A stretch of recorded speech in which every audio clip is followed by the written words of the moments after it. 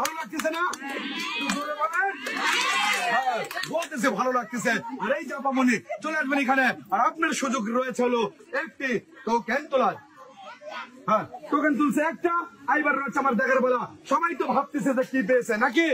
তাহলে আমি বলে দেবো, আর পারের জন্য রয়েছে, পারের জন্য রয়েছে রয়েছে প্রেসার কুকার। এই জাপা কেমন লাগতেছে প্রেসার কুকার পায়া? অনেক ভালো লাগতেছে।